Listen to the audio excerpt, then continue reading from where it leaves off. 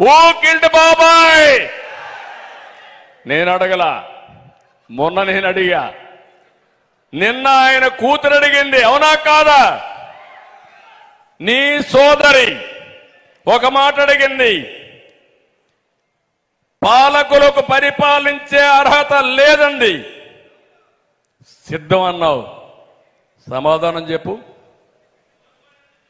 హంతకులు మన మధ్య ఉంటారు, గుర్తించలేకపోయాం, సిద్ధం. సమాధానం. సాధారణంగా ఏ హత్య కేసైనా 4-5 రోజుల్లో తేలిపోతుంది. మరి వివేక హత్య ఎందుకు 5 ఏళ్లు తేలలేదని అడిగింది. సిద్ధం. సమాధానం. అందుకే నేను అంటున్నా, సిద్ధం సిద్ధం అని అరుస్తున్నావు కదా, బాబాయ్ హత్యపై సమాధానం చెప్పడానికి సిద్ధమా అని సవాలు విసురుతున్నా. సమాధానం చెప్పాలా లేదా? చెప్పాలి అని ఆవిడ గట్టిగా చెప్పట్లు కూడా చెప్పండి. చెప్పాలి. ఇది మీ వ్యక్తిగత సమస్య కాదు, ఇది రాష్ట్ర సమస్య. ఒక వ్యక్తి హత్యలు చేసే వ్యక్తి ముఖ్యమంత్రి అయితే ఎవరికి రక్షణ ఉంటుందో ప్రతి ఒక్కరూ ఆలోచించుకోవాల్సిన అవసరం ఉంది. అందుకే వివేక హత్య దోషుల అరెస్టుకు నువ్వు ఎందుకు సిద్ధంగా లేవు? తండ్రి హత్య పైన పోరాడుతున్న చెల్లెలకి న్యాయం చేసేందుకు మీరెందుకు సిద్ధంగా లేరు? వివేక హత్య కేసు నోరెత్తేందుకు దమ్ము, నోరెత్తేందుకు ధైర్యంగా పోరాడితే ఆవిడపైన కేసులు పెట్టి వేధించడం ఎంతవరకు సబబని అడుగుతున్నా. నారాసుర రక్త చరిత్ర ఆ రోజు జ్ఞాపకం ఉందా మీకు? హత్య జరుగుతానే మొట్టమొదటిసారిగా చెప్పింది ఆయన గుండెపోటుతో చనిపోయాడని చెప్పిన వ్యక్తి ఇక్కడ వస్తున్నాడు. ఇప్పుడు ఇక్కడికి రేపు అడగండి మీరంతా, నువ్వు చెప్పావా లేదా ఆ రోజు గుండెపోటని? అది గొడ్డలి పోటని తేలింది. గుండెపోటని ఎట్ట చెప్పావు అంటే ముందుగానే ఆ కుట్రలో ఈయన కూడా భాగస్వామ్యమని ఈజీగా అర్థమయ్యే పరిస్థితికి వచ్చింది. ఇంకో పక్క మీరు ఒకటి అడుగుతున్నాను, ఇంకొక చెల్లెలు షర్మిల పరిస్థితి ఏం తమ్ముళ్ళు? ఆవిడ చూశారు, పాపం ఆవిడకి ఆస్తిలో వాటా ఇవ్వాల, ప్యాలెస్ రాజకీయాలు జరిగాయి. ఇంకో పక్క ఆవిడ కూడా ఇప్పుడు ఒక పార్టీలో చేరింది, ఒక పార్టీ అధ్యక్షురాలు. నేనేం మాట్లాడను. వాళ్ళ అన్నపై నుండే కోపంతో ఆవిడ మనల్ని కూడా విమర్శిస్తా ఉంది. నాకేం బాధ లేదు మీరు విమర్శిస్తే, నేను సమాధానం చెప్పుకునే సమర్థత మాకుంది, తెలుగుదేశం పార్టీకి ఉంది. ఆ విషయం ఆవిడ కూడా గుర్తుపెట్టుకోవాలి. కానీ ఇక్కడ మీరు చూస్తే సొంత చెల్లెల్ని ఎన్నికల ముందు పాదయాత్ర చేపించి ఊరూరు తిప్పి ఎట్లా ఉపయోగించుకున్నాడో మీరు చూశారు. అంటే టిష్యూ పేపర్ బాత్రూమ్ మారిగా వాడుకొని ఈ అమ్మాయి ఆ టిష్యూ పేపర్ బారేసినట్టు ఇప్పుడు చెల్లెలు వదిలేసే పరిస్థితికి వచ్చాడు. ఏమి న్యాయమో నాకైతే అర్థం కాలేదు. అంతటితో పర్వాలేదు, కుటుంబాల్లో తగరాదులు వస్తాయి, నేను ఎక్కడ తప్పుపట్టను. కుటుంబాల్లో తగరాదు వచ్చినా మీరు ఒక్క విషయం గుర్తుపెట్టుకోవాలి, సోషల్ మీడియాలో ఆవిడ నీ పైన పోరాడుతుందని ఆమె పుట్టిక పైన కూడా నీచంగా మాట్లాడావు. నీ సోదరి, నీ తల్లి, ఒక తల్లి ఒక మగబిడ్డనే ఒక ఆడబిడ్డను ఇచ్చేస్తే నీ సొంత చెల్లి ఎక్కడ ఆవిడ పుట్టుకను కూడా నీచంగా చిత్రీకరిస్తా ఉంటే నీ తల్లికి అవమానం కాదా? నీ కన్న తల్లికి అవమానం కాదా? కనీసం ఖండం చేశారా మీరు? సరే, నన్ను తిట్టాడు, పవన్ కళ్యాణ్ తిట్టాడు, మన ఆడవాళ్ళు తిట్టారు, కడాన పవన్ కళ్యాణ్ అన్నాడు, ఒకటే మాట అన్నాడు భరించలేక మొన్న మీటింగ్లో, అవునయ్యా నాకు 3 పెళ్ళాలు ఉన్నారు, నువ్వు నాడుగో పెళ్ళాగా రమ్మన్నాడు. దాంతో వీళ్ళు పీక్కుంటున్నారు, ఏం చేయాలో అర్థం కాకుండా. కనీస సాంప్రదాయాలు రాజకీయాల్లో విలువలు లేవా అని అడుగుతున్నా. అంటే ఇంత దగాకోరు రాజకీయాలు, నీచమైన రాజకీయాలు.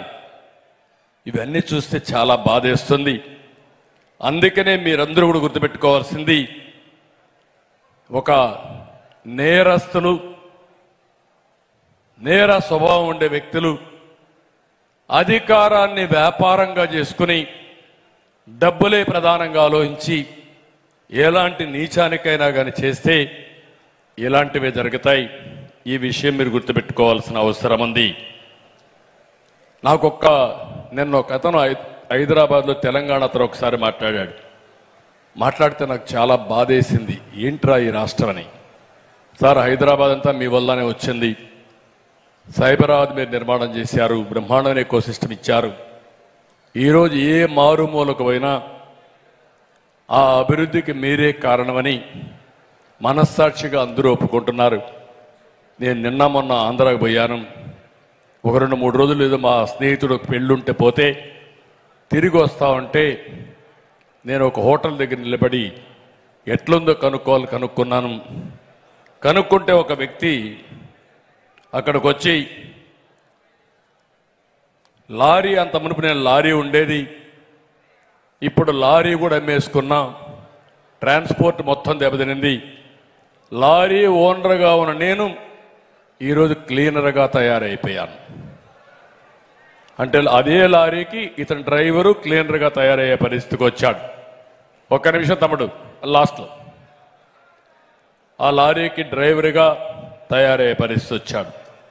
ఇంకొక అతను, ఒకప్పుడు నాది హోటలు, అప్పుల పాలైపోయి హోటల్ అమ్ముకున్నా, ఇప్పుడు తోపుడు బండి పెట్టుకొని కడుపు కోసం బతుకుతున్నానని చెప్పే పరిస్థితికి వచ్చాడు.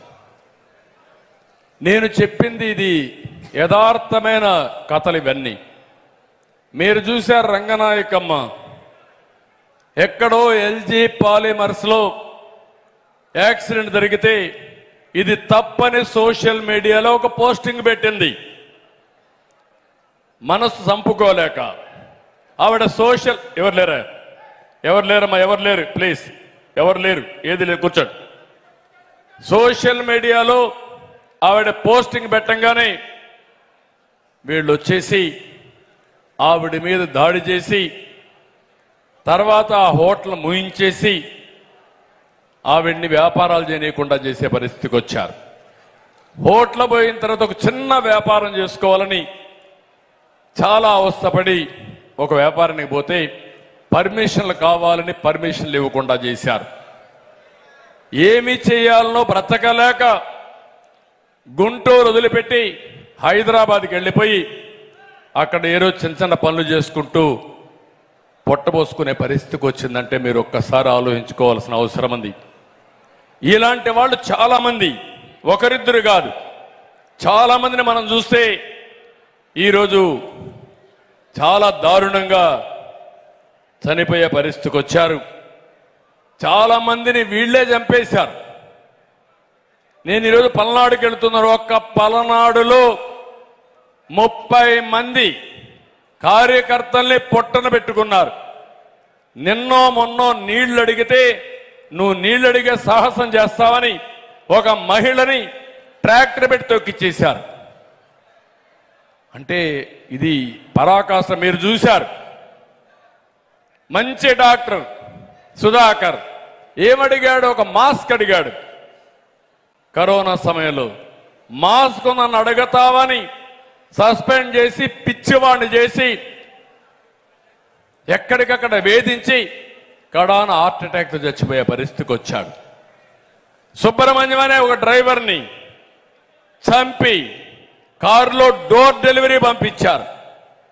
అబ్దుల్ సలాం అనే వ్యక్తి నంద్యాలలో బతకలేక ఏం చేయాలో దిక్కు తెలియకుండా భార్య 2 పిల్లలతో ట్రాక్ పైన పోయి బలవంతపు ఆత్మహత్యలు చేసుకునే పరిస్థితికి వచ్చారు.